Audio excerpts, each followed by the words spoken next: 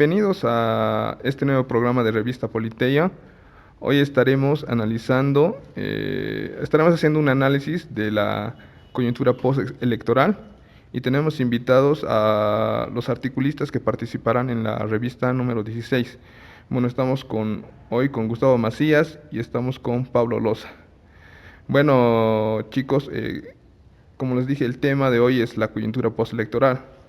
Y quería citar a una frase de Tocqueville que involucra, ¿no?, este ambiente que hemos tenido de elecciones.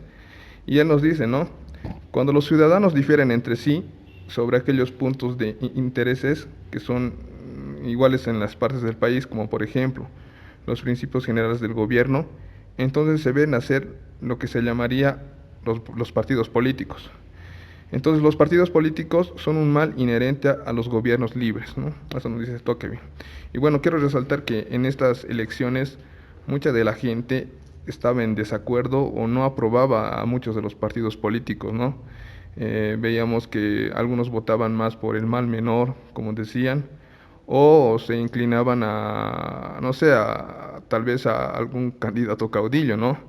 No sé qué opinan acerca de esta coyuntura que se está llevando a raíz de todas estas elecciones. No sé si puedes empezar tú, Gustavo. Muchas gracias, Marcelo. Un placer. Saludos a todos los que están escuchando este podcast y esta iniciativa tan bonita. Y bueno, concentrándonos en este tema que ha sido de tanto debate en los últimos meses por las elecciones generales, sin duda el hecho de que no hayan habido ideologías, sobre todo dentro de los partidos políticos, que si bien hemos tenido una variedad, eh, se ha notado la carencia de una base, un estudio, una formación política en todos las fracciones, en todos los partidos políticos. Creo que eso ha desilusionado bastante a la gente, a la población y mucho más al sector que tratamos de representar, que es, yo creo que la gente joven, adulto contemporánea, que sin duda alguna no se ha visto representada para nada en esta última elección. Realmente nos hemos dado cuenta que hace falta una preparación en todos los aspectos, no solo en el económico, sino también en lo ideológico y en lo filosófico, que creo que Pablo nos puede dar igual una muy buena introducción y un análisis. Bueno, sí, Pablo, ¿tú crees que los partidos han estado a la altura de estas elecciones? Buenas tardes a todos. Gracias por invitarme a este podcast. Yo creo que en parte los partidos no han estado a la altura, pero en el caso boliviano, ¿en qué tiempo todo partido ha estado a la altura, al menos desde el siglo XXI? Y mucho hacer, por ejemplo, en otros países como Estados Unidos, o donde sus democracias o sistemas de partidos son mucho más consolidados, siempre se genera dentro de los partidos ciertos cuadros, la formación de cuadros de manera constante, que a diferencia del caso boliviano es muy distinto, que solo los partidos aparecen en tiempos o momentos electorales, y esa falta de generación de nuevos liderazgos dentro de los partidos es bastante pobre por dos factores. Primero, justo lo que acabo de explicar, que no hay esa cultura política bastante buena que fomente el desarrollo adecuado dentro de los partidos. Y segundo, porque la misma cultura política de nuestro país nos dicta que es muy difícil crear estos cuadros cuando todo tiene que responder a la voz del caudillo, ¿no? Entonces, en ese sentido se genera cierto desgaste de los partidos, y que muchas veces no se da respuesta a los problemas que atigen a la sociedad, y mucho más en momentos como los que estamos viviendo ahora, de plena crisis tanto política como económica, ¿no? Eso. Bueno, quisiera resaltar, digamos, lo que decía Pablo acerca de la época preelectoral y creo que hoy vemos sus efectos, ¿no? En esta coyuntura postelectoral, que mucha de la población siente un poco de desprecio a la política, ¿no? Ven a la política como algo que no es bueno o tal vez que no existe demasiada honradez, ¿no? ¿Ustedes creen que los partidos políticos bolivianos han llegado a ese punto de ser despreciados? Gracias de nuevo, Marcelo. Y realmente es una pregunta que nos las hacemos todos, ¿verdad? ¿Por qué ser un político? ¿Por qué apoyar a un partido político cuando hemos visto las acciones o por lo menos el pasado de muchos y para nada es algo alentador? Todos son... Un amigo me comentaba, las elecciones son como los días de Halloween, ¿no? Vemos zombies volviendo de las tumbas, llama la atención como políticos de antaño que ya tienen esa cola de paja, como le dicen, siguen intentando y siguen de pasos repitiendo el mismo discurso, ¿no? Que esto, que lo otro. Bolivia, Bolivia, Bolivia, Bolivia. Y bueno, esa es la base del discurso político de esta generación. Como tú dices, siendo concretos con la pregunta, realmente hay una muy mala fama dentro de lo que es la política, los partidos políticos, y se ha ganado a pulso esa mala fama. Sin ir muy lejos, hace 4 días acaban de aprender a la señora Lidia Patti, Franklin Flores está prófugo y bueno, Janine Áñez acaba de salir también hace unas 2 semanas, pero bueno, con prácticamente un historial o antecedentes un poquito difíciles de creer, difíciles de sostener o por lo menos difíciles de asimilar para la mayoría de la población. Es algo complicado tratar de hacer política ahora, ¿no? Con esos antecedentes que había señalado, con esos precedentes. Lo importante yo creo que acá es, como decía Pablo, tratar de generar una estructura ya consolidada poco a poco desde abajo con los partidos políticos, que es lo que hace mucha falta, no solamente darle la importancia en las elecciones, sino es algo que se va construyendo todos los días y después los frutos se los ven ya en las elecciones, ¿no? Viendo personas ya sin ese rasgo de ampón o de demagogo. Bueno, eso es lo que pienso. Bueno, durante el siglo XX existían, ¿no? Bueno, se han hecho conocidos más los gremios, los sindicatos, las asociaciones, ¿no? Eran un espacio alternativo, si se quiere decir, a los partidos políticos. Pero hoy en día también esos espacios que eran nuevos también han llegado, digamos, a ser corruptos, si se quiere decir, ¿no? ¿Tú, tú, tú qué opinas acerca de estos, bueno, de estos espacios que también se vuelven corruptos, Pablo? Gracias. Sí, es interesante porque generalmente este tipo de organizaciones como sindicatos, organismos que son muchas veces paralelos a los partidos tradicionales, obviamente en su momento han surgido justamente para este tipo de cosas y dar respuestas y conducir la sociedad a la par con el gobierno, como lo fue en su momento la COF desde el 52 con la revolución y que era parte del cogobierno y que tenía gran peso en la política nacional, pero con el tiempo, obviamente, más allá que como cualquier gobierno, como cualquier partido o cualquier organización, más allá del desgaste natural, con la aparición de nuevos ideales políticos, el neoliberalismo o peor aún desde la llegada del MAS al poder en el 2005, estas malas acciones han ido cooptando todo este tipo de espacios, porque justamente los políticos son los que le han dado paso a esto, comprando voluntades y demás, y ha hecho que estas organizaciones que otrora eran más fuertes se vayan transiendo. Entonces, actualmente se ven nuevas formas de tratar de generar nuevos liderazgos por fuera de otros aspectos. Antes eran los sindicatos, ciertos espacios como la COF, luego con el neoliberalismo, nuevos liderazgos a través de los partidos, con el gobierno del MAS ya a través de las organizaciones sociales, pero que con el tiempo se han ido transiendo.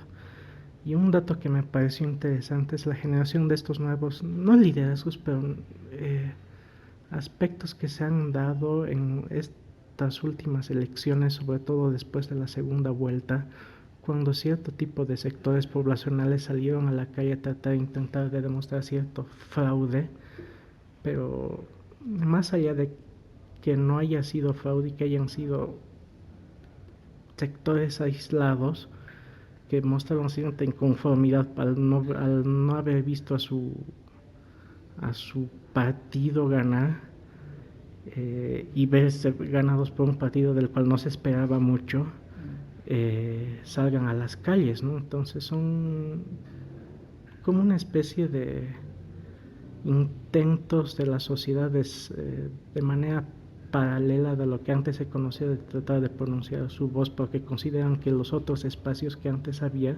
no, no cumplen con las expectativas, ¿no? Bueno, también quisiera recalcar, o sea, la coyuntura hoy, como también señalaba en algunos aspectos Gustavo, ciertos gremios, ¿no? Como hoy, por ejemplo, los panaderos o no sé, se les acusa mucho de corrupción, han entrado, digamos, a estos espacios donde ya no representan en sí, digamos, a nuestra ciudadanía, ¿no? Una población. Estos espacios también se han ido corrompiendo, ¿no? Eh, Quisiera citar o bueno, se podría decir, ¿no? Que en realidad vivimos una crisis de partidos políticos, ¿no? Y no existe unos partidos políticos que realmente representen, digamos, a la población en su conjunto. Entonces, esto quiero señalar, bueno, Javier Loaiza es un escritor colombiano que ha escrito su libro que se llama Partidos de Ciudadanos. Bueno, toma, digamos, un ensayo, o bueno, se basa generalmente en un ensayo sobre los partidos políticos de abril. Entonces él nos señala que existen diferentes clases de partidos políticos de primera generación, segunda generación y tercera generación. Los partidos de tercera generación generalmente se lo liga con los partidos de masa, con el predominio de electores sobre electos, las clientelas, la política de espectáculo, las redes de militantes y sobre todo su fin es ampliar su electorado. Durante estas elecciones, Gustavo, ¿tú crees que los dos partidos que han ido a la segunda vuelta se identifican o se los puede vincular con estos partidos de tercera generación? Sin duda alguna, porque creo que es algo repetitivo escuchar no solamente en la fórmula ganadora de esta última elección, sino en todos tanto los candidatos como las fórmulas políticas, una palabra que para mí es clave en la fórmula que tú acabas de explicar sobre electores o electorados. Electores. Exactamente. Y es para mí la palabra pueblo, que prácticamente es como el comodín que tienen todos los partidos políticos de izquierda y de derecha. Y creo que se llega a representar con la descripción que habías mencionado, ¿no? Que es esa masa de población, esa masa de ciudad. Bueno, para mí hay una diferencia enorme entre un ciudadano y el pueblo, ¿no? El pueblo es algo que no es definido, puede ser el pueblo, el sindicato, puede ser el pueblo, el panadero, pero muchas veces nunca vas a encontrar al pueblo empresario o microempresario. Entonces, es algo demasiado antojadiza esa forma de referirse a la ciudadanía, ¿no? Para mí lo importante es desde ahora construir un discurso fuerte diciendo no pueblo, sino ciudadano. ¿Por qué? Porque el ciudadano es aquel personaje, perdón, o bueno, voy a hacer alusión a la misma referencia, a la misma palabra. El ciudadano es el que tiene derechos y obligaciones. El pueblo es solamente merecedor de derechos. Y es entonces donde empieza toda esa artimaña de estos políticos de antiguas escuelas, ¿no? Como tú dices, se asocia mucho con esa definición que habías dicho sobre los partidos en tercera generación. Buscan siempre ese campo, ese tipo de elector que lo asocian a todo, ¿no? El pueblo es el que me ha dicho lo que tengo que hacer, el pueblo es el que nos ha elegido, pero ¿quién es pueblo realmente, verdad? Bueno, es algo complicado. Sí. Bueno, Pablo, ¿tú qué opinas? ¿Se sigue manteniendo estos partidos de tercera generación? Yo creo que sí, y es algo que es muy predominante en sociedades como la nuestra, sobre todo las sudamericanas.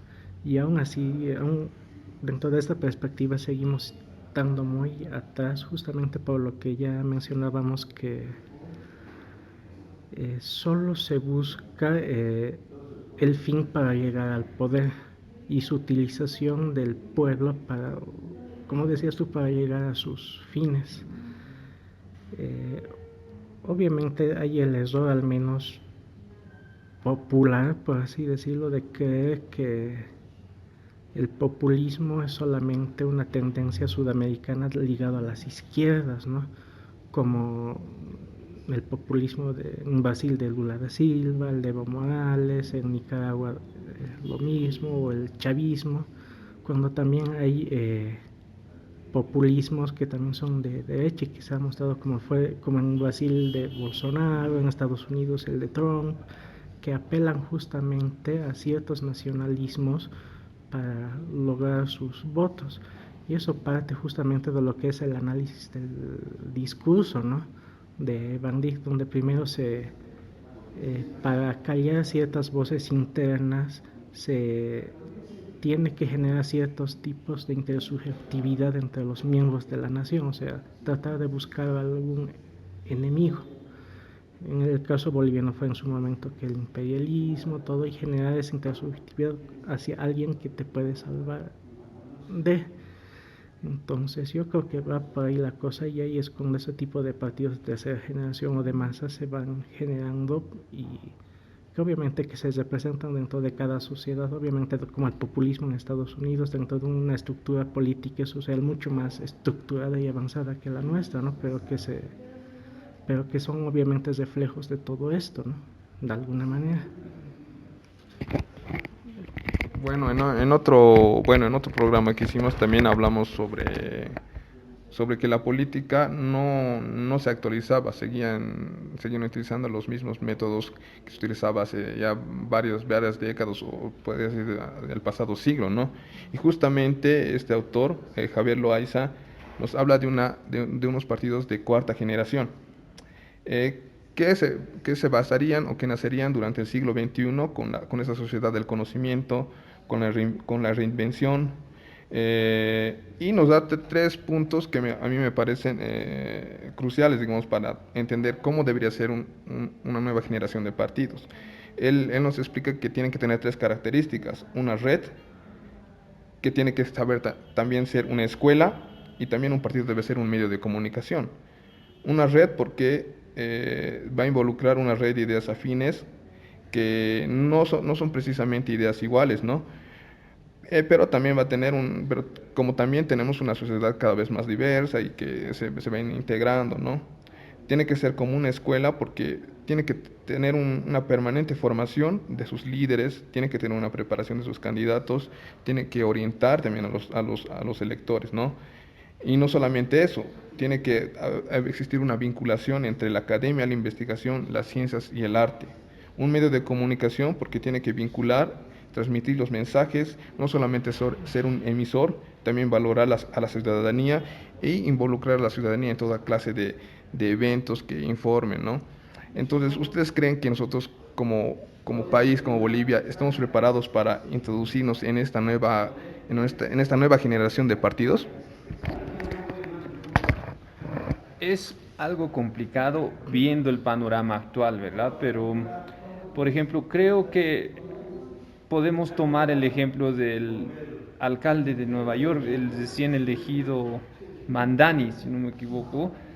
Wow, una increíble manera de hacer política en los Estados Unidos, desde, como tú mencionabas, desde el diseño de sus carteles, desde la forma en que él se expresa hacia el público, habla árabe, es de ascendencia árabe, musulmán, habla el español, habla inglés. Wow, realmente en ese sentido creo que él es una especie de modelo a seguir para esta generación, como es de cuarta generación. Se vincula muy bien por TikTok, por las redes sociales. Esperemos que genere escuela. Y volviendo a nuestra sociedad, yo creo que tal vez, para nada parecido, pero un germen de lo que podría hacerse es lo que ha hecho el señor Lara, ¿no? Ha intentado utilizar las redes sociales, le ha funcionado, pero solamente eso, ¿no? O sea, él se ha aprovechado del TikTok para reforzar su imagen, como mencionaba Pablo, de caudillo, pero no está, yo creo que cumpliendo con las otras características que tú habías mencionado, ¿no?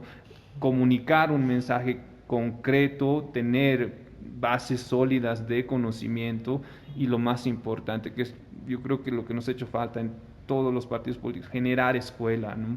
Dejar la posta a las nuevas generaciones. El problema del caudillismo es algo que nos está pasando factura. Pablo, ¿tú crees que, bueno, en esta segunda vuelta, alguno de los candidatos ha lanzado alguna de estas ideas, algunas de esas características?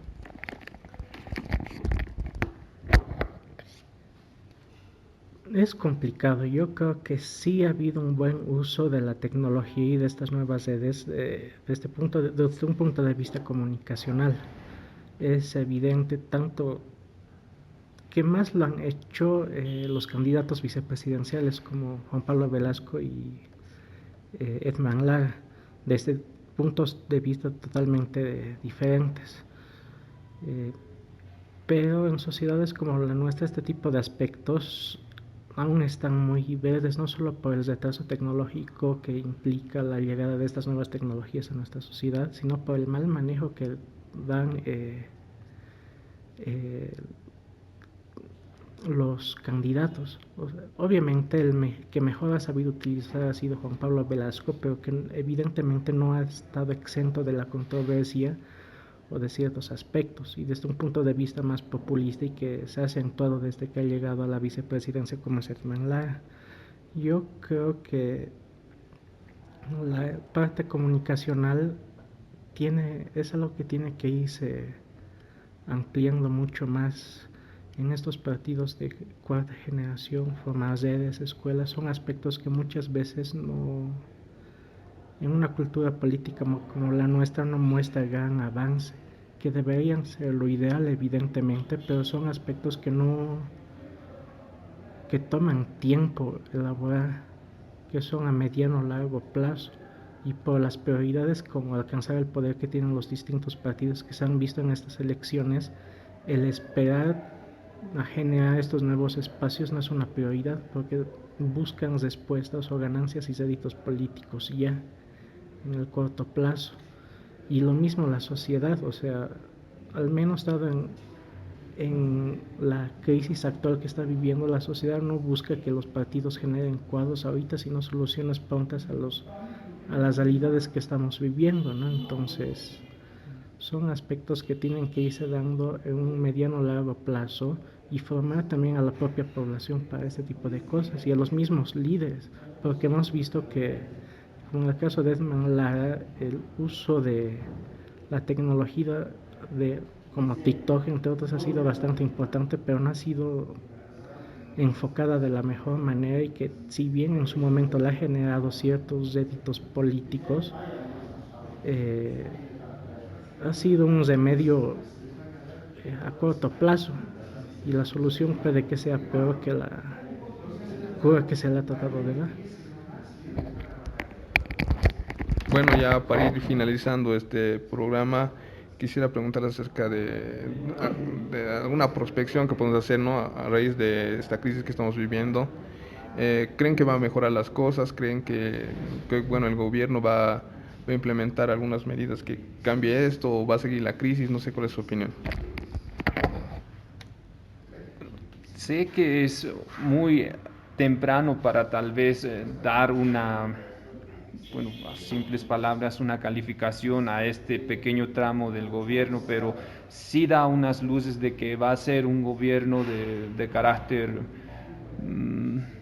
no sé si decirlo, medio ocre, pero va por ahí, ¿no? No le veo la capacidad intelectual ni la capacidad política, y menos la capacidad de mover masas aparte del TikTok. a Edman Lara y ni por asomo a Ricardo Paz, ¿no? Que ha sido, yo creo que el mayor beneficiado después de Edman Lara con esto del populismo cibernético, le podríamos decir, ¿no? Y bueno, las soluciones que necesita nuestro país son inmediatas, como dice Pablo, necesitamos algo de fondo, no de forma. Y bueno, el capitalismo para todos parece otro cántico de sirena que dices que va a ser como la igualdad, el justicialismo social, que decía hace 20 años que todos tenemos que tener lo mismo, o bueno, en pocas palabras tratar de resumir esa idea, ¿no? Y este capitalismo para todos, decir que todos vamos a llegar a tener capital o llegar a producir nuestra empresa o liberarnos de impuestos, pero no nos dicen cómo. Ese es el gran problema. Siempre nos dicen qué es lo que va a pasar, pero no cómo, y eso es lo más importante, el fondo y la forma, ¿verdad? La forma nos las dicen siempre, pero el fondo, el cómo se va a hacer, no hay una respuesta clara en los políticos y en sus planes de gobierno. Yo creo que va a ser complicado y posiblemente bueno para nosotros, porque así van a abrir más puertas. Yo creo que las ideas son las que tienen que sobresalir de los jóvenes, la gente que está luchando cada día para que esa voz se escuche. Pablo, tu opinión. Bueno, yo creo que si bien se está intentando vislumbrar algún intento de tratar de dar cierta solución desde un punto de vista algo tecnocrático, si bien es algo muy inmaduro, muy verde todavía, obviamente no veo en el gobierno una, ¿cómo se diría?